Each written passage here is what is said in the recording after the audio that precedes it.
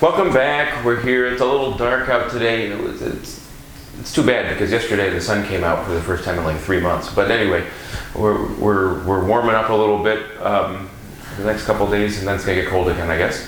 But happy to have you with you as we continue our reflections. We're moving into, is it the 8th Sunday? Yes. 8th Sunday, and then Lent starts in the 8th week this week. And quickly going to Lent, which is weird to say because it's a late start for Lent this year. But we're going to continue here with the 8th Sunday in Ordinary Time, and Teresa's going to go ahead and read. A reading from the Holy Gospel according to Luke. Jesus told his disciples a parable. Can a blind person guide a blind person? Will not both fall into a pit? No disciple is superior to the teacher, but when fully trained, every disciple will be like his teacher.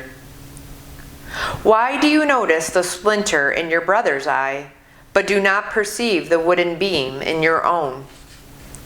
How can you say to your brother, "Brother, let me remove that splinter in your eye," when you do not even notice the wooden beam in your own eye? You hypocrite! Remove the wooden beam from your eye first. Then you will see clearly to remove the splinter in your brother's eye. A good tree does not bear rotten fruit, nor does a rotten tree bear good fruit. For every tree is known by its own fruit. For people do not pick figs from thorn bushes, nor do they gather grapes from brambles. A good person out of the store of goodness in his heart produces good. But an evil person out of a store of evil produces evil. For from the fullness of the heart, the mouth speaks. The Gospel of the Lord. Praise to you, Lord Jesus Christ. So from the fullness of the heart, the mouth speaks. I had something totally different to say, and then I heard that line. It's worth mentioning that strength of that line. From the fullness of the heart, mouth speaks. There's a line about, Teresa, see if you can find it. I think it's in the first reading, about the same kind of a thing, where it says something similar, or is it in the second reading? Well, look through there, and if you find it, wave at me. Okay. Because I read something else where it talks about something coming from the mouth like that. And we have to understand that, I've always been a very talkative person. So as a talkative person, I'll say things sometimes that just come out. I rather admire quiet people who have restraint in that way, because there's less of a problem. But we have to understand that when we are speaking, when we are saying things, we have to make sure we understand what we're saying. And I've become a very careful person, even though I still talk a lot. Teresa found it. What does it say? The fruit of a tree shows the care it has had. So too does one's speech disclose the bent of one's mind. Yeah. Okay. So we understand that when if we are thinking good thoughts, then bad things don't come out of our mouth. If we have a goodness of heart, then we don't say things. We might say something silly, or we might say something that's misunderstood. We might say something that's a joke that's not that happens to us all. But typically, when we're speaking, a good person's not going to all of a sudden go on a rage-filled tirade when they're also thinking good thoughts in their heart. It just doesn't happen. It doesn't line up. And we have to make sure that our speech, that when we have things coming out of our mouth that are angry or evil or upsetting, that we address not the matter of what we said. We do have to address that probably too, but also where we are as we are speaking them in our life of faith. You realize that as a pastor, or as a head of your family, or as a child in your family, or whatever, you realize sometimes that people around you are unhappy, and it's heartbreaking because you care about them, but you see it over, and you complaints coming from people. And I, in my life, have been there when It was mostly when I was in the seminary, by the way, when it was just, I was angry. I wanted out. I wanted to move on. I wanted to finish. I was in the seminary as a late 30s something person, and I just wanted to get done with it. I was done with school when I was 22, and I didn't want to go back. But at any rate, when we meet people and encounter people who are just unhappy, one of the things we have to lovingly encourage in them is to remind them that all of these things that God has done for us are done for our good. We have to remember that. So many times you'll hear things, or someone will say it to you, or you'll understand it from a television show or something you see on the internet, that people have this assumption that, and even Christians have this assumption that the purpose of all of this is to give us the rules and keep us in line. So for good or for ill, people think that. And they forget that the whole purpose of the law and the rules are to enjoy the game, to the exercise that we're under. And I say that because the analogy was made one time to me that the rules of our faith are like this. You know, if you play, when I was a little kid, I used to go out and play baseball with the neighbors and stuff, and every once in a while someone would cheat, and then there'd be a fight and the game would fall apart and it wouldn't be any fun.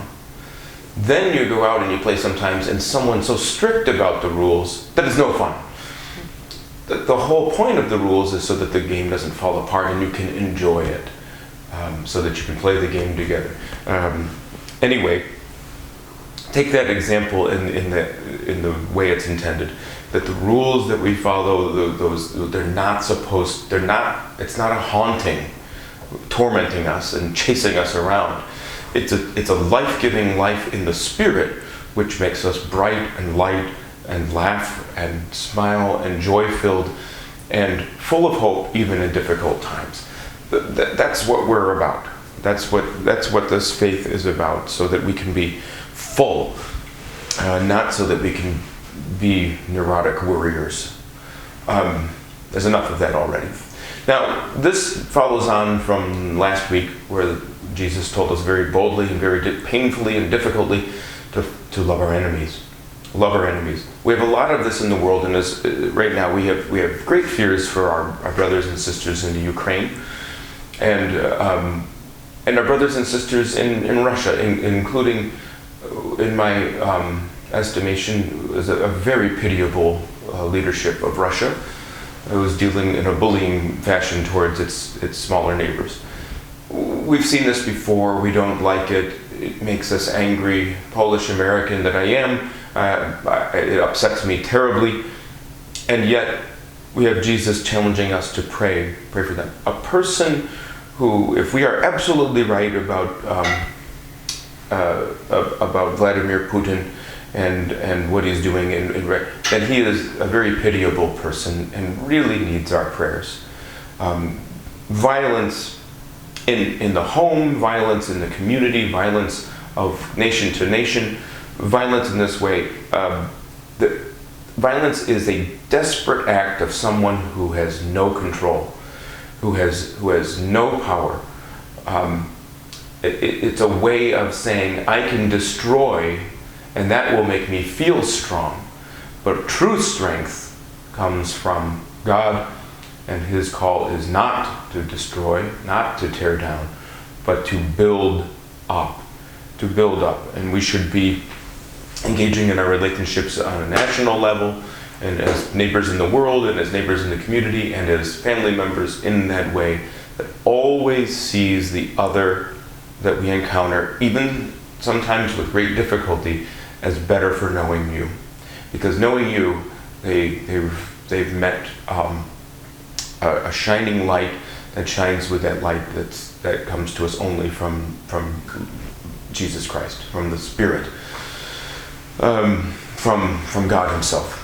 So think about that this way, and I hope I don't like putting too fine of a point on things, but I know that these world things rattle people, and they are concerning.